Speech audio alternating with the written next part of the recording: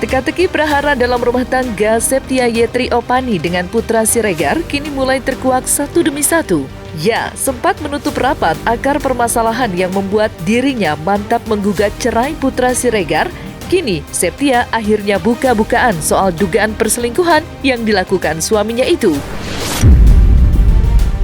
Hal itu sempat diungkap Septia yang secara terang-terangan mengungkap sosok wanita penghancur rumah tangganya yang diduga bernama Isti.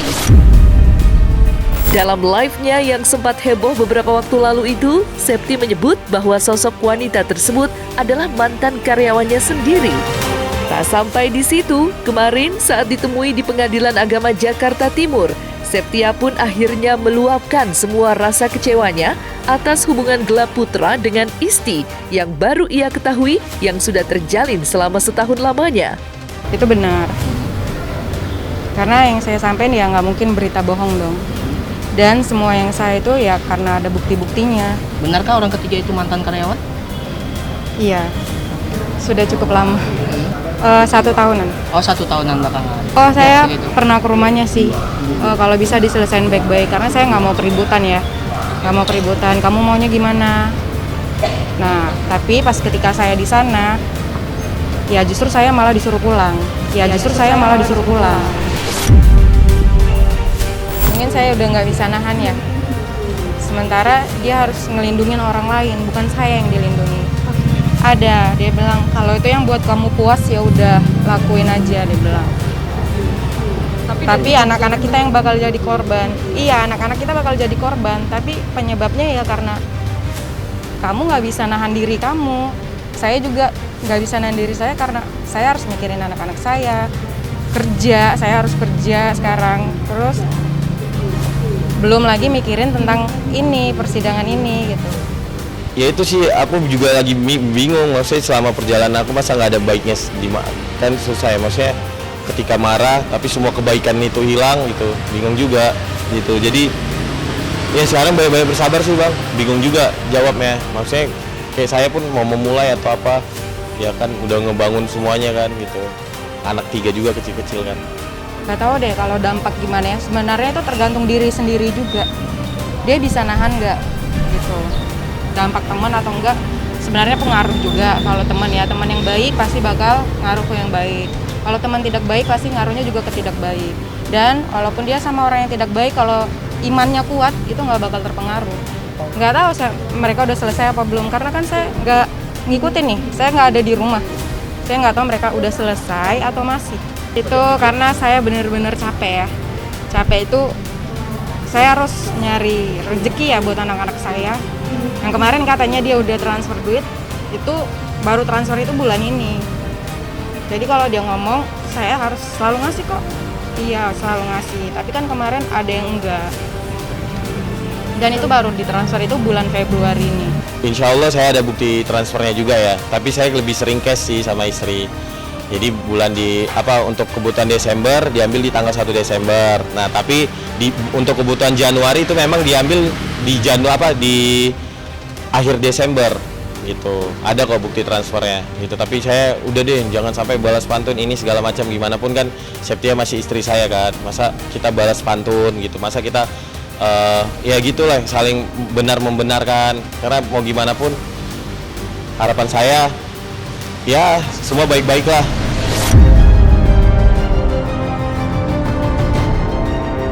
Terlepas dari rasa sakit hati yang teramat dalam dan juga tidak ada kepastian yang terlihat dari Putra sejauh ini, kemarin sidang gugatan cerai Septia kembali digelar dengan kembali memasuki tahap mediasi lanjutan. Namun sayang, pada agenda tersebut Putra tak terlihat hadir, hingga agenda tersebut pun dinyatakan gagal. Lantas, apa alasan Putra Siregar hingga kembali tidak hadir dalam agenda mediasi kemarin? Benarkah Putra masih keberatan atas syarat-syarat yang diajukan pihak Septia jika ingin berdamai dan kembali rujuk? Jadi hari ini kita sudah koordinasi dengan majelis hakim bahwa klien kami Mbak Septi memberikan waktu 1 minggu dari hari ini untuk saudara Putra Siregar menyepakati atau tidaknya persyaratan-persyaratan yang kemarin diajukan. Apabila di minggu depan tidak ada itikat baik atau kehadiran dari saudara Putra Siregar, maka majelis hakim melanjutkan untuk pembacaan gugatan perceraian. Nah, masuk ke pokok perkara pembacaan gugatan perceraian untuk di minggu depan. Kemarin kita dikasih kesempatan ya, terutama kebetulan kan saya nggak bawa kuasa hukum gitu. Jadi memang saya nggak hadir hari ini karena saya memang harus menandatanganin yang itu, sementara saya belum ada kuasa hukumnya gitu. Jadi saya harus pakai kuasa hukum dulu untuk hal ini gitu.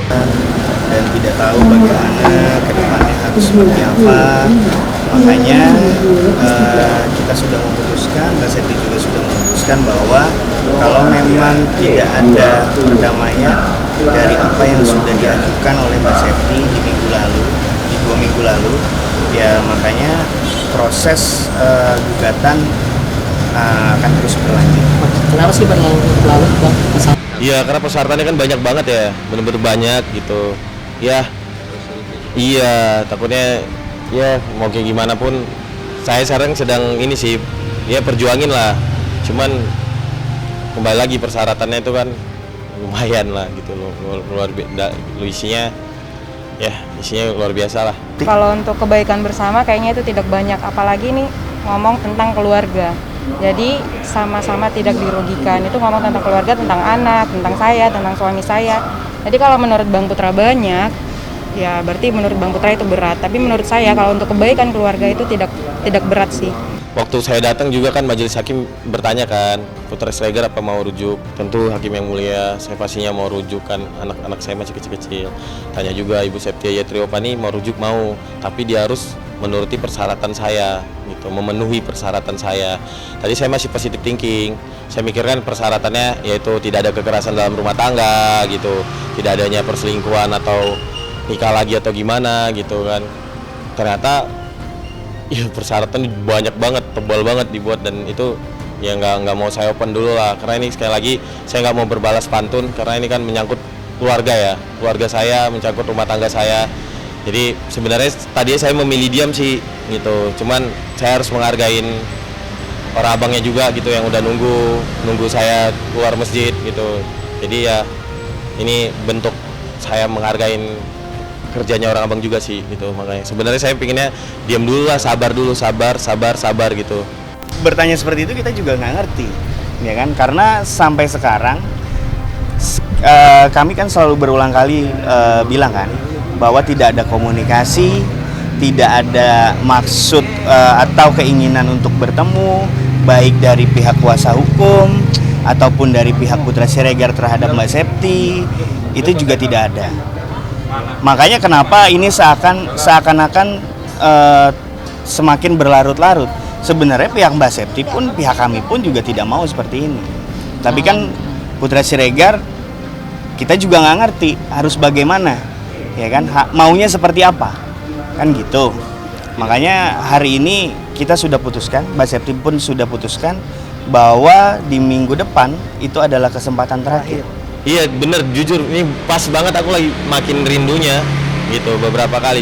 Cuman kembali lagi kan, aku alihkan langsung. Misalnya kalau ingat momen dikit aja tuh bisa langsung ya sedih lah, tapi kan harus kuat kan. Jadi aku biasa langsung alihkan ke yang lain. Misalnya ke ikan lah, ke kerjaan lah, ke apa gitu. Karena kalau diingat dikit aja itu langsung sakitnya banget rasanya gitu. Pasti nanyain ayahnya. Cuman ya kalau memang bapaknya niat buat ngajak anak jalan-jalan, ya silakan jalan-jalan, ambillah dengan cara yang baik. Pengaturan harta kan selama apa yang dimiliki selama menikah dengan saya ya. Jadi kan itu ada hak saya, hak anak saya, hak suami saya.